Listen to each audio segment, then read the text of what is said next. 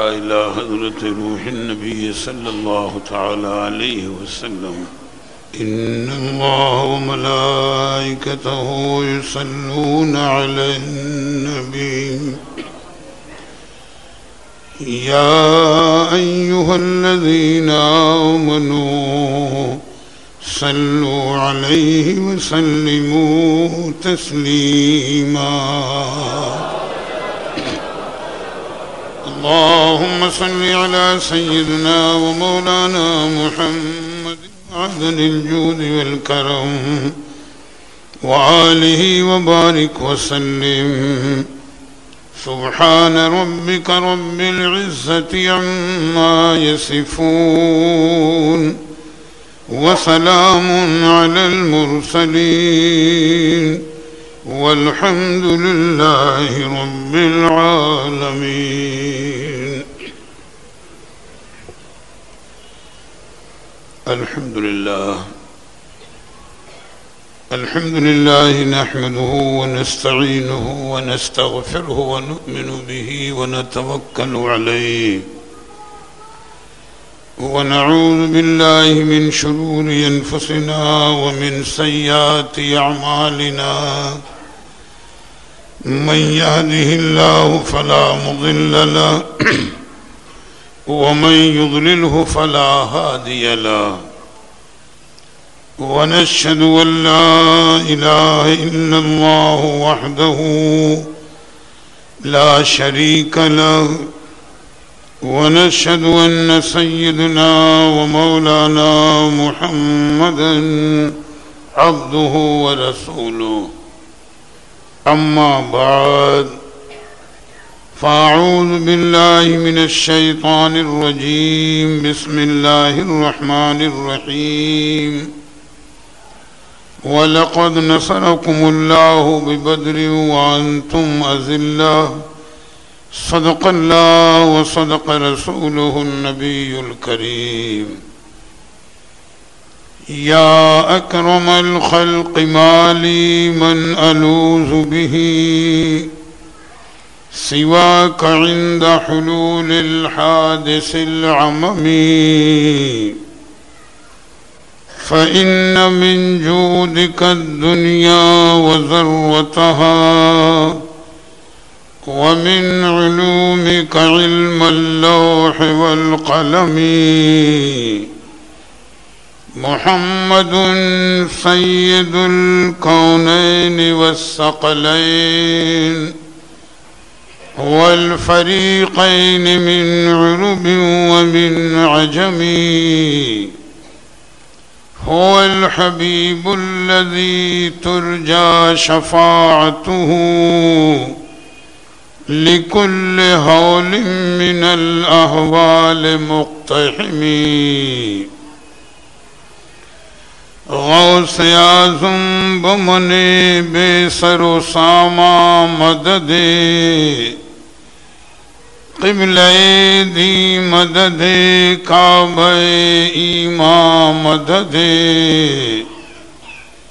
ما گدائہم تو سلطان دو عالم ہستی. از تو داریم تما یا شہ جیلاں مدد. مگر دابی بلا افتاد کشتی ضعیفان شکستارا تو پشتی. بحق خواجہ عثمان ہارون مدد کن یا معین الدین چشتی. از طفیل سید سالار مسعود زمان شیر حق شاہ شہیداں فاتح ہندوستان. فاتح غالب کنم بر ہر یکے از دشمناں. ہمرا خوشحال گرداں اے خدائے دو جہاں. ادب و احترام کے ساتھ درود پاک کا نذرانہ پیش کریں۔ اللہم صلی علی سیدنا و مولانا محمد معدن الجود والکرم وآلہ وبارک وسلم صلاة و سلام علیک یا رسول اللہ صلی اللہ تعالی علیہ وسلم۔ محترم حضرات، کل کی گفتگو میں نے جہاں تک عرض کی ہے وہیں پر اپنے ذہن کو حاضر کریں۔ میں نے یہاں تک تذکرہ کیا تھا کہ اللہ کے پیارے حبیب صلی اللہ تعالی علیہ وسلم نے بھی صحابہ کرام کو صف بستہ کر کے میدان بدر میں کھڑا کر دیا، اور ادھر کفار کا لشکر بھی پورے طور پر تیار ہو کر میدان بدر میں وہ بھی صف بستہ تھا۔ میں نے حضرت سواد کا تذکرہ کیا،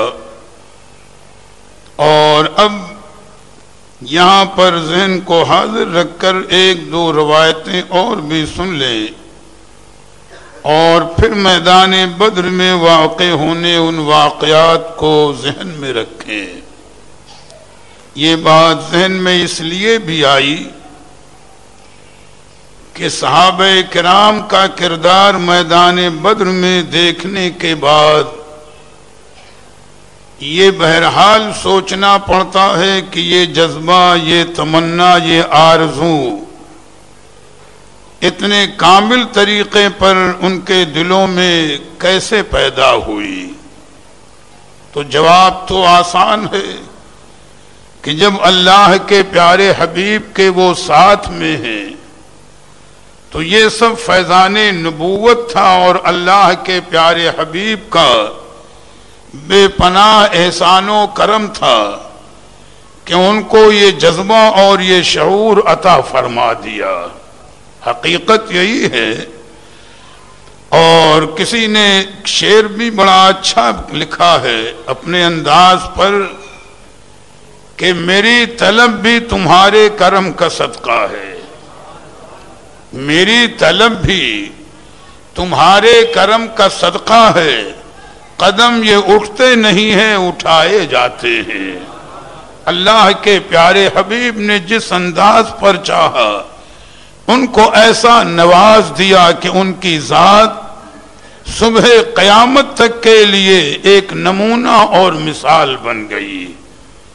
اور یہیں پر یہ روایت بھی کہ سرکار نے شہادت کے متعلق جو کلمات ارشاد فرمائے ہیں اور جو باتیں ارشاد فرمائی ہیں ان کو بھی ذہن میں رکھے کہ اللہ کے پیارے حبیب کا وہ فرمان بھی ان کے پیش نظر تھا۔ فضائل کے شہادت کا ہمیں تفصیلی تذکرہ نہیں کرنا، صرف دو روایتیں مختصر انداز پر کہ ایک ہے شہید ہونا اور ایک ہے راہ خدا میں شہادت کی تمنا کرنا۔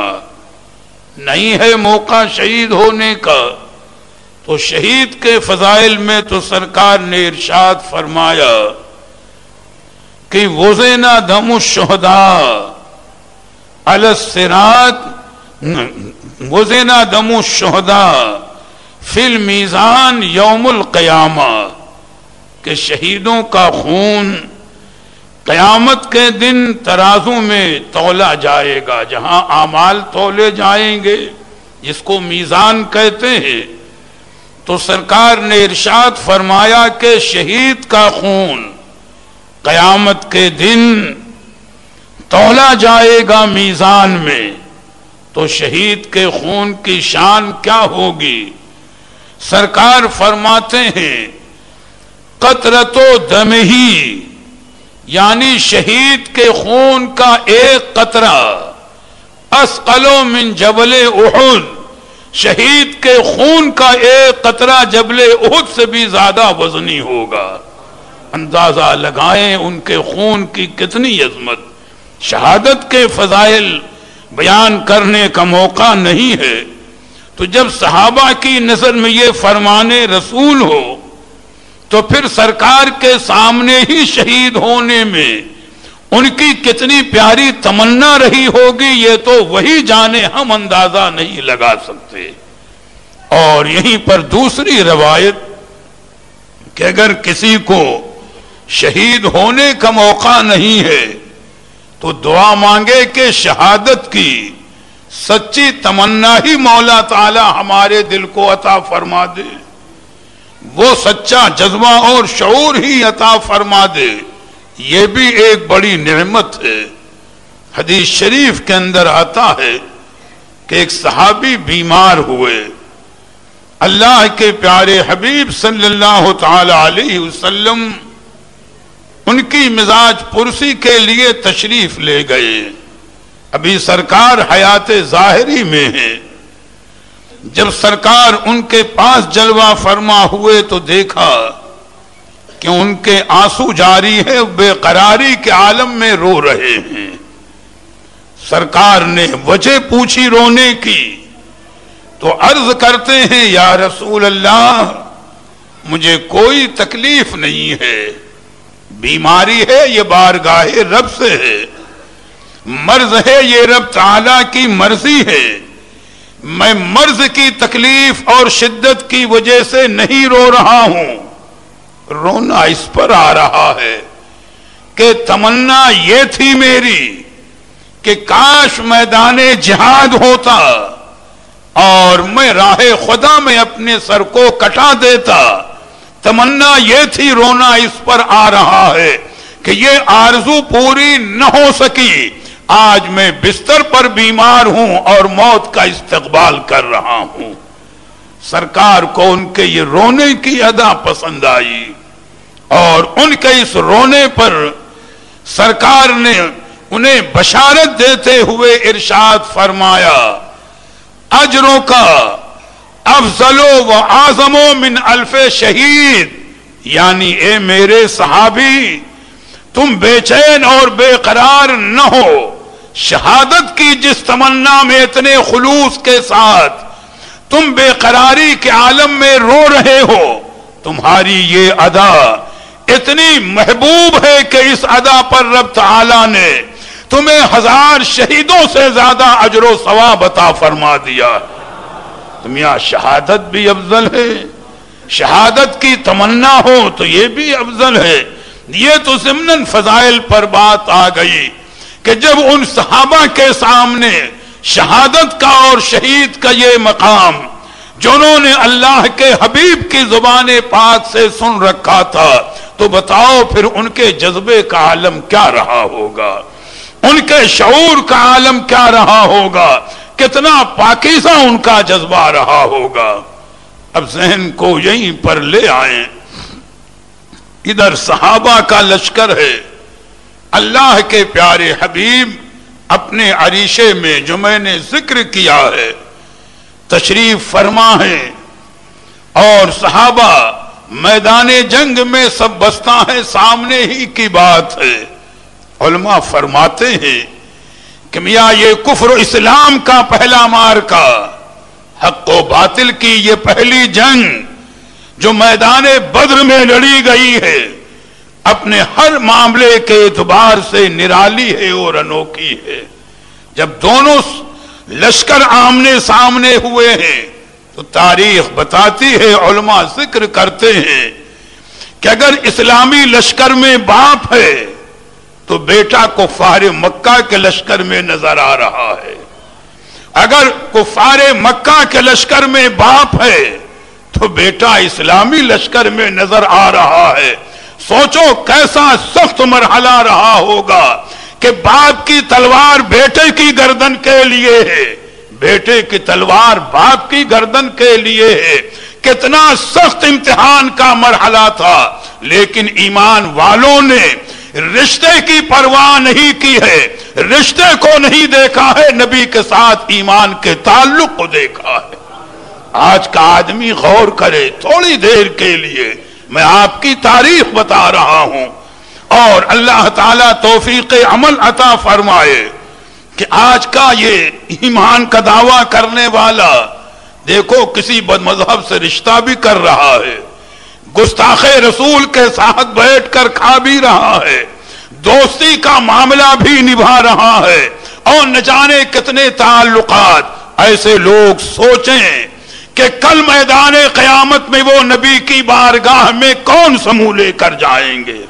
تاریخ کہتی ہے کہ سیدنا ابو بکر صدیق رضی اللہ تعالی عنہ اگر اللہ کے پیارے حبیب کے ساتھ ہیں تو آپ کے وہ صاحبزادے جو ابھی ایمان نہیں لائے تھے، کفار مکہ کے لشکر میں ہیں، صدیق اکبر نے رعایت نہیں کی ہے، تلوار لے کر ان کی جانب بڑھ گئے ہیں۔ بیٹا نہیں دیکھا جائے گا، نبی کے ساتھ رشتے ایمان دیکھا جائے گا۔ حضرت حذیفہ ہیں، ان کا سگا باپ ہے امیہ کفار مکہ کے لشکر میں، سرکار فاروق اعظم کا سگا ماموں کفار مکہ کے لشکر میں تھا، تلوار لی ہے، گردن اڑا دی ہے فاروق اعظم نے سگے ماموں کی، کہا رشتہ نہیں دیکھا جائے گا، نبی سے ایمان کا تعلق دیکھا جائے گا۔ دعا مانگو یہ جذبہ میسر آئے، یہ شعور میسر آ جائے، اور جس دن یہ توفیق میسر آ جائے وہی ہمارے لیے سربلندی اور کامیابی کا ذریعہ ہے۔ یہ تو میں نے وہاں کے میدان کا ایک نقشہ بتایا کہ دونوں طرف کے لشکروں میں منزل یہ تھی، اور اس زمانے میں جنگ کا دستور یہ تھا کہ ایک بارگی دونوں لشکر آپس میں بھڑ نہیں جاتے تھے کہ چلو مجموعی طور پر ہنگامہ شروع ہو جائے۔ اس دور میں جنگ کا طریقہ یہ تھا کہ دونوں طرف کے لشکر سے کبھی پہلے ادھر سے ایک پہلوان نکلتا، کبھی ادھر سے ایک نکلتا، اور وہ میدان میں اپنی بہادری کے جوہر دکھاتا، اور کچھ دیر مقابلہ ہوتا، اور کچھ دیر اس طرح کی جنگ ہونے کے بعد پھر جب موقع آتا تھا تو دونوں لشکر آپس میں گھمسان کی جنگ بعد میں شروع کرتے تھے۔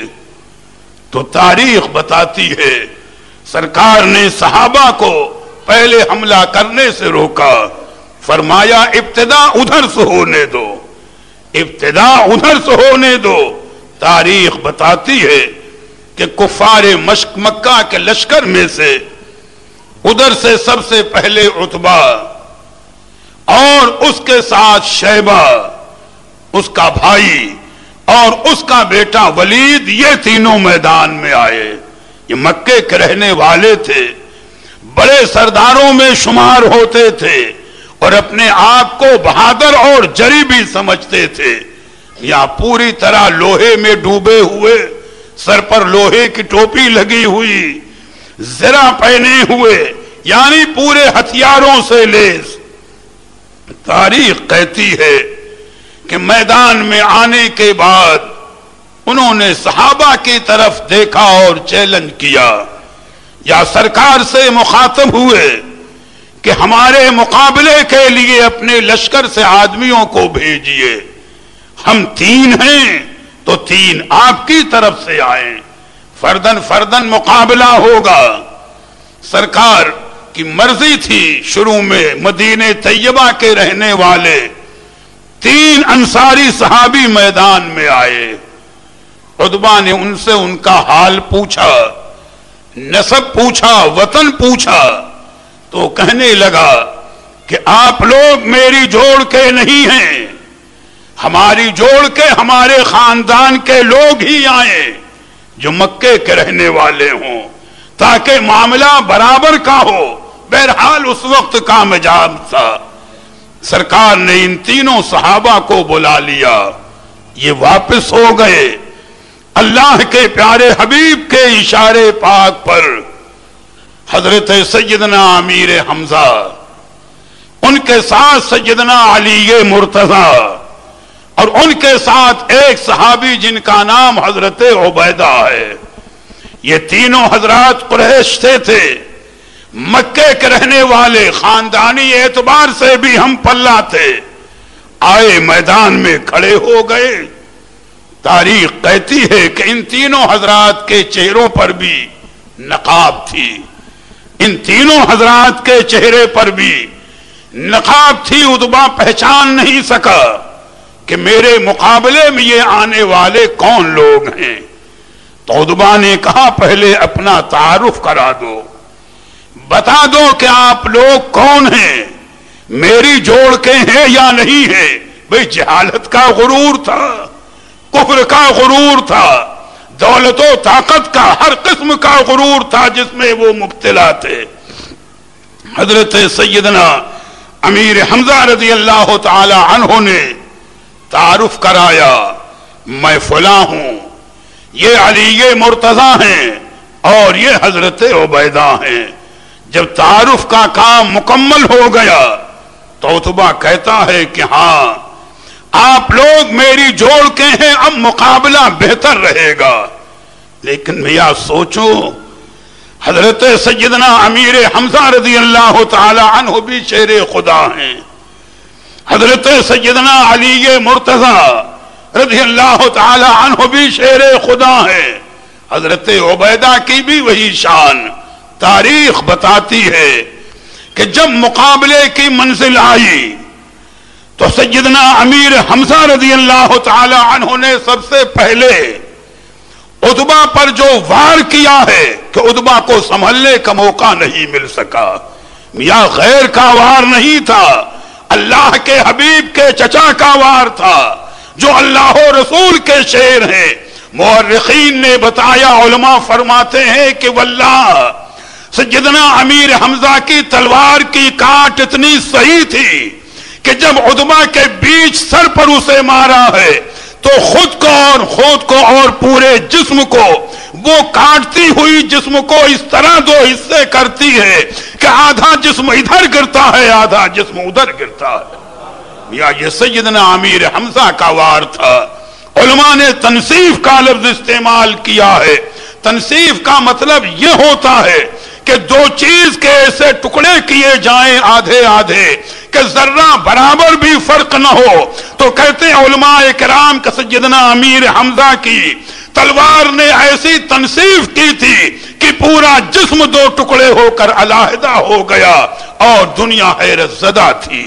اور آپ کے ساتھ ساتھ حضرت سیدنا علی مرتضیٰ رضی اللہ تعالی عنہ نے بھی ولید پر حملہ کیا اور پہلے ہی حملے میں اس کے بھی جسم کے دو ٹکڑے کر دیے.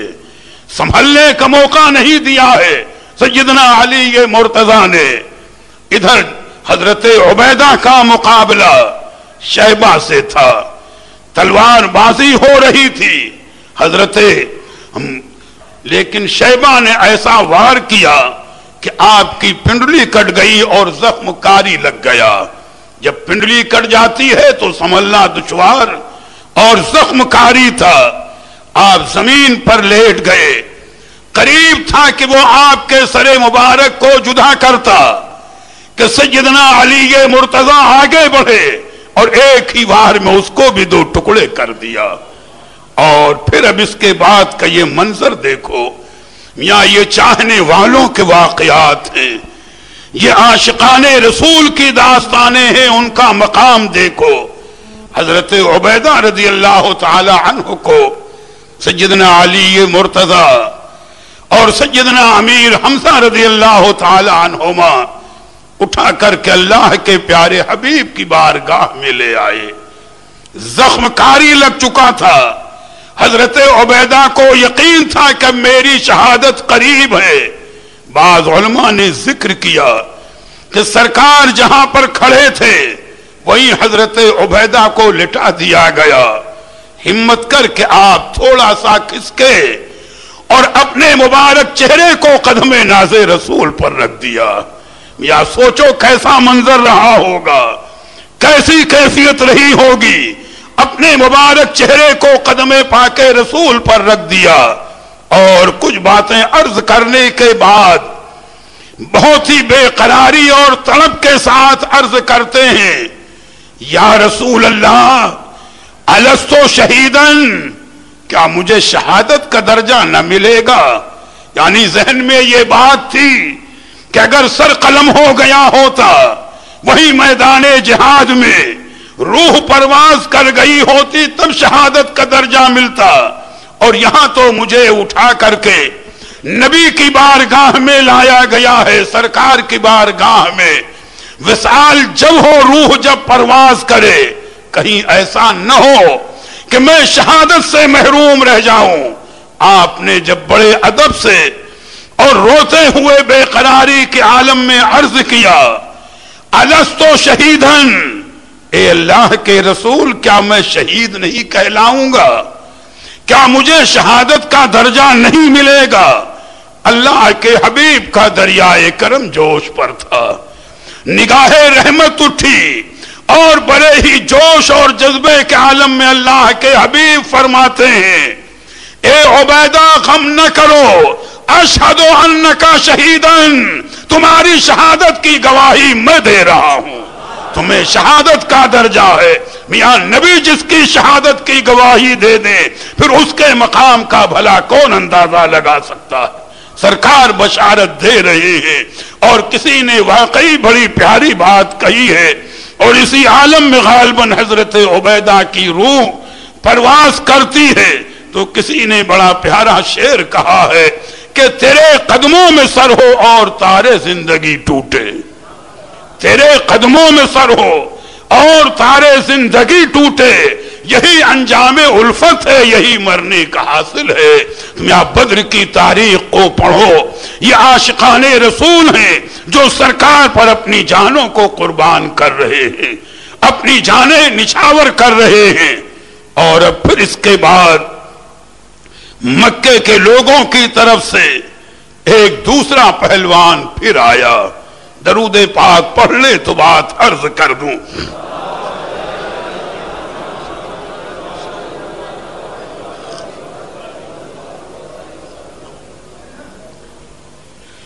اصل اس کا نام تو جو کچھ تھا، لیکن وہ اپنے آپ کو ابو کرش یا ابو کرش کہلاتا تھا، اور اپنے بہادر ہونے کا اسے دعویٰ تھا۔ اب وہ نکلا جب اس نے دیکھا کہ عتبہ مارا گیا، شیبہ مارا گیا، ولید مارا گیا، تو یقیناً جوش تو آئے گا، غصہ تو آئے گا کہ چل کر کے ہم کچھ بدلہ لے لیں اور کچھ انتقام اپنا اپنا پورا کر لیں۔ آ کر کے علماء فرماتے ہیں مورخین کہ وہ سر سے پیر تک لوہے میں ڈوبا ہوا تھا، یعنی لوہے کی ٹوپی سر کے اوپر، زرہ پہنے ہوئے، اور بھی جو اس طریقے میں بچاؤ کہ اس زمانے میں طریقے تھے کہ کسی طرف سے تلوار ہو تو کارگر نہ ہو وار کرے، نیزے کا وار ہو تو نہ کارگر ہو، تیر آئے تو نہ کارگر ہو، گھوڑے پر سوار اور میدان بدر میں آ کر کے آواز دے رہا ہے، حل من مبارز، کون ہے جو میرے مقابلے میں آئے؟ تاریخ بتاتی ہے کہ حضرت سیدنا زبیر رضی اللہ تعالی عنہ یہ میدان میں آئے، اور واللہ العظیم یہ نبی کا فیضان تھا، یہ نبی کا فیض روحانی تھا کہ ان کے بازوؤں میں اتنی قوت تھی، اتنی توانائی تھی کہ جیسے ہی حضرت زبیر رضی اللہ تعالی عنہ ابو کرش کے سامنے آئے، سنبھلنے کا موقع نہیں دیا، دور سے دیکھ کر بھانپ لیا تھا کہ زرہ پہنے ہوئے ہے، سینے پر وار ہو نہیں سکتا، بازوؤں پر وار ہو نہیں سکتا، لوہے کی ٹوپی لگا رکھی ہے، سر پر وار ہو نہیں سکتا، صرف دونوں آنکھیں اس کی کھلی تھی دیکھنے کے لیے۔ تاریخ کہتی ہے کہ واللہ ابو کرش بھی ہتھیار سنبھال رہا تھا، حضرت زبیر نے اس کی آنکھ میں ایسا نیزہ مارا کہ اس کی آنکھ کے اندر نیزہ پیوست ہو گیا اور وہ گھوڑے سے نیچے گر جاتا۔ اور جب گھوڑے سے نیچے گرتا ہے، آپ نیزے کو نکالنا چاہتے ہیں، تو میاں اتنی شدید مار تھی نیزے کی کہ نیزے کی انی اس کی آنکھ میں اتنی طرح پیوست ہو گئی کہ جب آپ نے اس کی لاش پر پیر رکھا ہے اور کھینچا ہے تب وہ نیزے کی انی باہر نکلی ہے اور ٹیڑھی ہو گئی تھی۔ اور پھر حضرت زبیر کی اس ادا کی نبی کی بارگاہ میں اتنی قدر ہوئی کہ اتنے بڑے جابر کو اتنے بڑے ظالم اور شریر کو ایک ہی بار میں موت کے گھاٹ اتار دیا۔ اللہ کے حبیب نے ارشاد فرمایا، اے زبیر اپنا وہ نیزہ مجھے دے دو بطور یادگار کہ میرے پاس رہے گا، کہ جتنے اتنے بڑے سرکش کافر کا فیصلہ کیا ہے سرکار نے اس نیزے کو اپنے پاس رکھا۔ اور علماء فرماتے ہیں کہ چاروں خلفائے کرام کے پاس بھی یکے بعد دیگرے وہ نیزہ بطور یادگار کے رہا ہے۔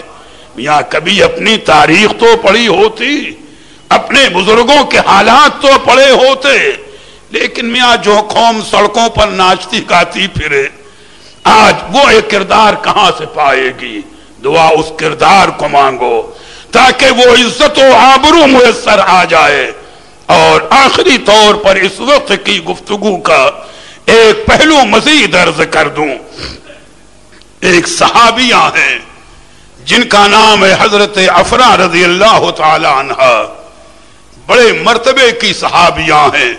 اللہ تعالی ہمارے گھروں میں ہماری مسلمان ماں بہنوں کو، مسلمان عورتوں کو ان کے جذبہ کامل کی بھیک عطا فرما دے، صدقہ عطا فرما دے، کہ جس دن یہ جذبہ پیدا ہو جائے وہی دن ان کی کامیابی ہماری کامیابی کا ہے۔ حضرت افرا رضی اللہ تعالی عنہ معمولی صحابیہ نہیں ہیں، ان کے متعلق علماء سیر بیان کرتے ہیں کہ جب اللہ کے پیارے حبیب مکہ مکرمہ میں تھے، اسلام کا ابتدائی دور تھا اور سرکار اسلام کی تبلیغ فرما رہے تھے، تو مدینہ طیبہ کے رہنے والے جو 8 مسلمان سب سے پہلے مدینہ شریف جا کر جنہوں نے کلمہ پڑھا ہے، ایمان لائے ہیں، انہی میں ایک حضرت افرا بھی ہیں۔ سوچو کس مرتبے کی صحابیاں ہیں، کیسا مقام ہے کہ مدینہ طیبہ کے یہ 8 لوگ جو کلمہ پڑھنے کے لیے مکہ مکرمہ گئے تھے، اس ماحول میں تو جہاں پر 7 مرد تھے وہیں یہ 8ویں عورت تھی۔ کیسا جذبہ! علماء فرماتے ہیں کہ رب تعالیٰ نے آپ کو 7 بیٹے عطا فرمائے تھے۔ حضرت افرا رضی اللہ تعالی عنہ کو اللہ تعالیٰ نے 7 بیٹے عطا فرمائے تھے، اور تاریخ کا یہ عجیب موڑ ہے۔ میاں آج کا دور ہو تو ہم نہیں کہہ سکتے، لیکن جب مجاہدین مدینہ طیبہ سے میدان بدر کے لیے چلے ہیں تو حضرت افرا نے اپنے 7 بیٹوں کو بھیجا ہے، ایک کو بھی نہیں روکا۔ بھئی ہو سکتا تھا ایک کو روک لیتی، 2 کو روک لیتی کہ میدان بدر میں کیا ہو، لیکن زبان حال سے ان کا جواب یہی تھا کہ افرا کی جان ہو تو نبی کے لیے ہے، اور افرا کے بیٹے ہیں تو نبی کے لیے ہیں۔ ہو نہیں سکتا کہ میرے آقا و مولا میدان بدر میں تلواروں کی سائے میں ہوں اور ہمارے بیٹے آرام کریں، نہیں ہو سکتا۔ اگر یہ بیٹے نبی پر فدا ہو جائے تو ہی میرے لیے حاصل نجات ہے۔ میاں اس جذبے کی دعا مانگو، اس شعور کی دعا مانگو۔ انہی کے بیٹوں میں سے ایک بیٹے غالب جن کا نام حضرت عوف ہے، شاید یہ بڑے بیٹے ہیں، میدان بدر میں 7 بھائی ساتھ میں ہیں۔ حضرت عوف نے زرہ پہن رکھی ہے اور جنگ اب شروع ہو گئی۔ ابو کرش کے مارے جانے کے بعد اب اکیلے والا مقابلہ ختم ہو گیا۔ اب دونوں طرف کے لشکر ایک دوسرے سے گد گئے تھے، اور جہاں پر معاملہ تھا مقابلہ ہو رہا تھا، حضرت عوف رضی اللہ تعالی عنہ اللہ کے پیارے حبیب کی بارگاہ میں آئے۔ میاں شمع نبوت کے پروانوں کی ادائیں جدا گانا ہے، ان کے طریقے جدا گانا ہے، معاملات جدا گانا۔ آئے سرکار کی بارگاہ میں، یا رسول اللہ ہمیں یہ خبر دے دیں کہ کون سا عمل ہے کہ اس کے کرنے سے اللہ تعالیٰ بہت خوش ہوتا ہے۔ دیکھو سوال میدان جہاد میں ہے، سوال میدان بدر میں ہے۔ بھئی سرکار یہ بھی فرما دیتے نماز پڑھنے سے، روزہ رکھنے سے یقیناً کوئی بھی نیکی ہو اللہ تعالیٰ بندوں کی نیکی سے خوش ہوتا ہے، لیکن صورتحال کے پیش نظر اللہ کے پیارے حبیب حضرت عوف کو جواب دے رہے ہیں۔ تم پوچھ رہے ہو کہ وہ کون سا عمل ہے کہ جس سے اللہ تعالیٰ بہت خوش ہوتا ہے اور اس کی رحمتیں بندے پر نازل ہوتی ہیں، تو سنو جس ماحول میں اس وقت تمہارا سوال ہے، جواب یہی ہے کہ وہ بندے مومن جو برہنہ سر، یعنی اشارہ یہ ہے کہ اپنی ہر چیز سے بے نیاز ہو کر کے، اپنے ہر تعلق کو توڑ کر کے دین کے دشمنوں کی صف میں گھس جائے، اللہ کا نام بلند کرنے کے لیے، اور اللہ کا نام بلند کرنے میں چاہے سر کٹانا پڑے سر کٹا دے، اس سے بڑھ کر کوئی عمل نہیں ہو سکتا۔ بس سرکار فرما رہے ہیں، سرکار نے تعلیم دی، بس اللہ کے پیارے حبیب کا اتنا ارشاد فرمانا تھا کہ اللہ رے جذبے شہادت کی تمنا اور ان کی پیاری ادا کہ جو زرہ پہنے ہوئے تھے حضرت عوف رضی اللہ تعالی عنہ، زرہ کو بھی بدن سے اتار دیا، اگر خود تھا سر کے اوپر یعنی لوہے کی ٹوپی اسے بھی اتار دیا، صرف بدن پر لباس ہے، اور نعرے تکبیر کہتے ہوئے لشکر کفار میں گھس جاتے ہیں اور کتنوں کو قتل کرنے کے بعد شہادت کا جام نوچ کر لیتے ہیں۔ یہ ہے ہماری تاریخ، یہ ہے نبی کے چاہنے والوں کی تاریخ۔ یہاں کبھی اپنی تاریخ کو پڑھو اور دعا مانگو کہ مولا تعالی آپ کو اور ہمیں، ہر نوجوان کو، ہر بوڑھے کو، ہر مرد و عورت کو ہمارے اسلاف کے نقش قدم پر چلنے کی توفیق عطا فرمائے۔ انشاءاللہ کل کوشش کروں گا کہ میں مضمون کی تکمیل کر دوں، درود پاک پڑھ لیں تو پیدائش پاک عرض کر دوں۔ اللہم صلی علی سیدنا و مولانا